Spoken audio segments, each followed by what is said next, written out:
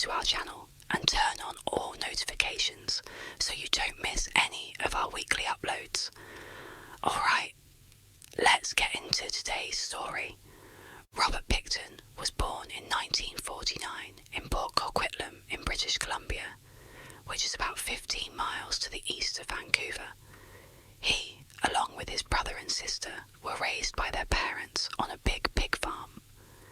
In the 1970s, their parents passed away, and so the property was handed down to them. Robert and his brother took over the daily operations of the farm, and their sister decided to just move away. Over the next couple of decades, Robert and his brother attempted to run the pig farm, but pretty quickly they stopped taking care of it and it fell into decline. Neighbours and visitors recalled seeing the pigs that were still there free roaming the property, and as for the brothers, it appeared they had just stopped bathing. And despite walking all day in mud and pig feces, it seemed like they never took off their boots when they went inside. One of the few farm workers that stayed with the Picktons through the farm's decline was a guy by the name of Bill Hiscox, and he said the farm was a really creepy place. And he also said Robert was a really creepy guy that was prone to just totally bizarre behaviour, even though he didn't smoke or drink or use any substances. Eventually, the Pickton brothers realised they were not cut out to run the pig farm like their family had for generations before them, and they decided their best move was just to sell portions of their land. But neither of them could have guessed just how much their land was worth. From 1994 to 1995, they managed to sell off almost all of their property to an urban developer for over $5 million. And so, suddenly, these filthy, failed pig farmers had become millionaires, and neither of them knew what to do with the money. After a year of just sitting on the money and not doing much with it, they decided they wanted to do some good with their money, and so they established an official charity in 1996 called the Piggy Palace Good Time Society. Their charity's purpose, at least on paper, was to help raise money for various organisations that they deemed worthy by running events like dances and shows.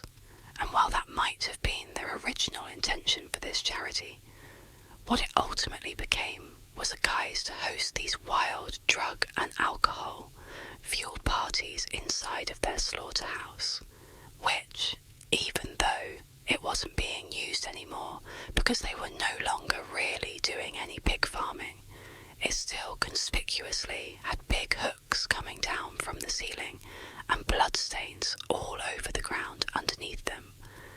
These Piggy Palace parties became infamous in Coquitlam, drawing crowds of up to 2,000 people, predominantly bikers, drug addicts and prostitutes from the poverty-stricken downtown east side of Vancouver. Robert had become familiar with that part of Vancouver because he used to go through there all the time to dispose of animal waste products at their rendering plant. Once the Piggy Palace charity was in full swing, Robert started going back into that neighbourhood where he would cruise down the 10-block strip called the Low Track and would attempt to recruit people to come to his parties.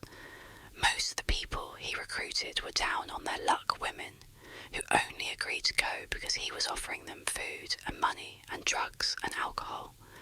At the same time, Robert was running this recruiting campaign. Women from the downtown east side began disappearing in droves. These disappearances were noticed by the men and women in the downtown east side, but they didn't report them because they had a general distrust of the police and of authority figures in general. But as more and more women disappeared from the downtown east side, rumours of a serial killer operating in that area started to circulate. Residents began only going outside if they could walk around in a big group of people, and everybody was just totally on edge, keeping careful lookout for anything odd about the neighbourhood. People that shouldn't be there, cars that shouldn't be there. But despite this heightened security, women continued to go missing at a rapid rate, and nobody knew why. When the police were finally contacted about all of these missing women, their response was lacking to say the least. Since there were no bodies of these missing women, the police said it was reasonable to assume that the women were to blame, that their lifestyles must have caught up with them, and they either ran off somewhere, or perhaps they overdosed somewhere, and their bodies just haven't been found yet. Despite residents of the downtown east side saying, "No, this is different, there's something wrong here," the police basically said, "We're not getting involved."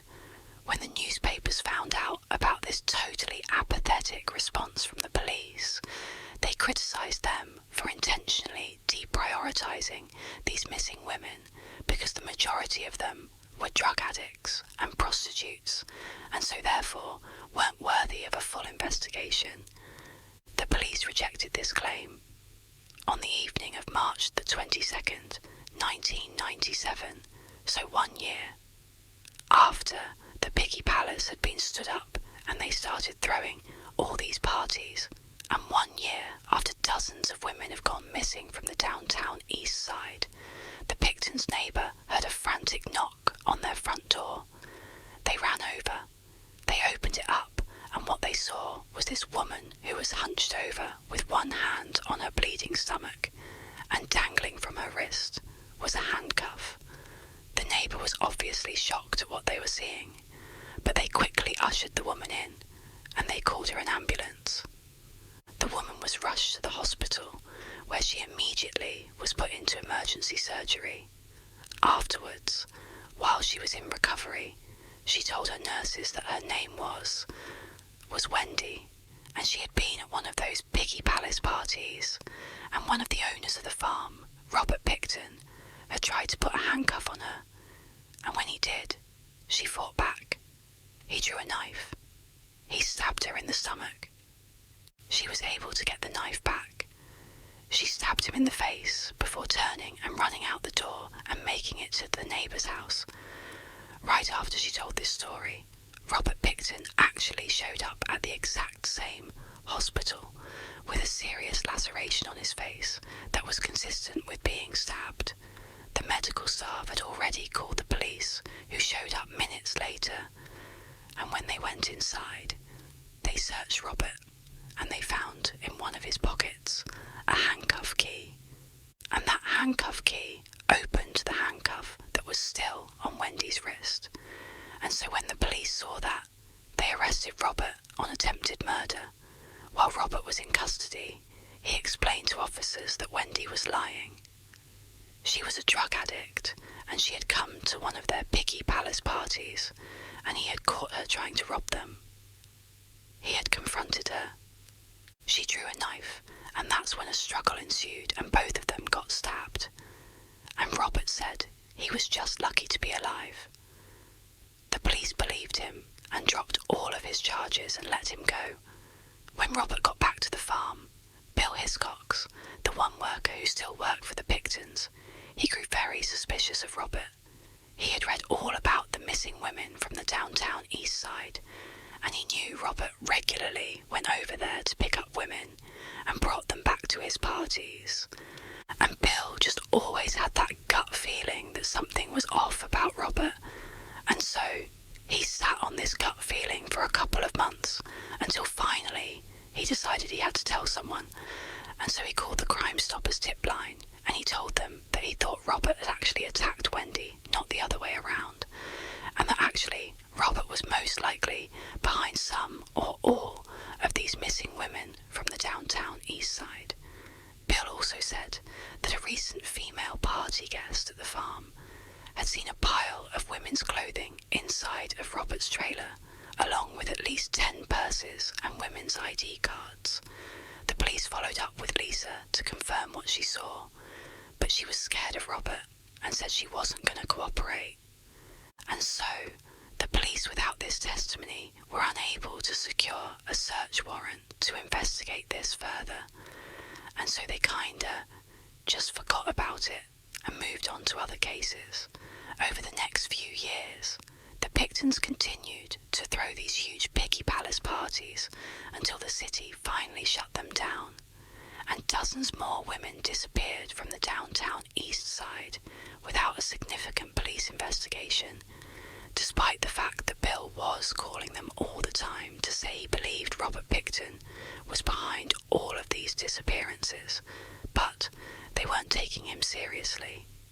Finally, in 2002, a former employee of the Pickton farm came forward to police and said that he personally had seen illegal weapons inside of Robert's trailer, and this was enough information for the police to get a search warrant and raid the pig farm. And in February of that year, they did just that, and they found inside of Robert's trailer the illegal guns, as well as several items directly connected to some of the missing women from the downtown east side. Robert was arrested, but let out on bail. He was put under surveillance and told he could not go back to the farm until they were done conducting a more thorough search. And during that more thorough search, they found blood from one of the missing women inside of Robert's trailer. And so, Robert was rearrested and charged with murder. While he was being held in jail, he shared his cell with another man who he believed was just another detainee. But he wasn't a detainee. He was actually an undercover police officer, and their entire interaction was being recorded. And on this recording, Robert makes a few shocking statements. As Robert admits in this video, he killed 49 people who would turn out to be the majority of the missing women from the downtown east side. After a lengthy investigation, it was determined Robert's killing spree began in 1991, but it really kicked up a notch in 1996 when he and his brother started Piggy Palace, because he was able to use their huge parties to lure more victims to his farm faster. And once they were at his farm, he would lure them into his trailer, where he would handcuff them, tell them it's over now, and he would inject antifreeze into them, or he would strangle them to death. Afterwards, he would move the victim's body to the slaughterhouse, where he would butcher them like a pig. A large portion of his victims' remains would be fed to his pigs, and the parts he didn't feed to his pigs, he would bring to the rendering plant in the downtown east side, which is not far from where the victim was most likely picked up. A rendering plant takes animal waste products, crushes them up, and turns them into a gelatin. This gelatin is used in many everyday products, from candy to cosmetics, which means Robert's victims wound up in things like lipstick and gummy bears. Also, sometimes, while Robert was going through this horrific disposal process, he would set aside some of the best cuts of meat and grind them up with pork and turn them into sausage. This sausage was served at Piggy Palace parties. It was also given to neighbours and food banks and orphanages. After sifting through 300,000 cubic metres of soil and pig faeces underneath the Pickton farm, investigators were only ever able to find little bits of remains of 26 women. Robert was charged with all 26 murders, but only 6 turned into convictions due to a lack of evidence. He was sentenced to life in prison and is still alive today.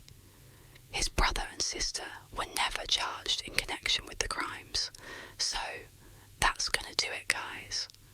And also, please subscribe to our channel and turn on all notifications so you don't miss any of our weekly 3 or 4 video uploads.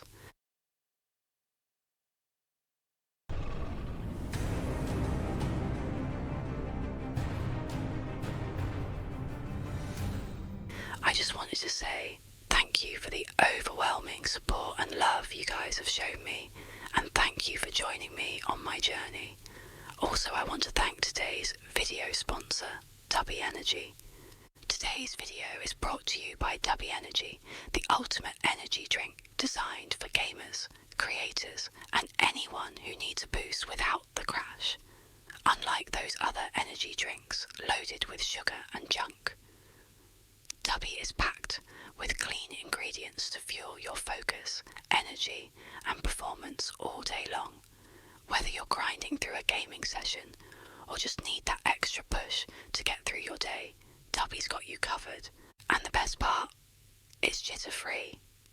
No weird crashes, just clean, sustained energy. Check out the link in the description below and use my code WETT at checkout to save 20% off your order. Yes, that's right. Not 10, but a whopping 20% off. Power up with Tubby Energy and stay on top of your game. A huge thank you to Tubby for sponsoring this video.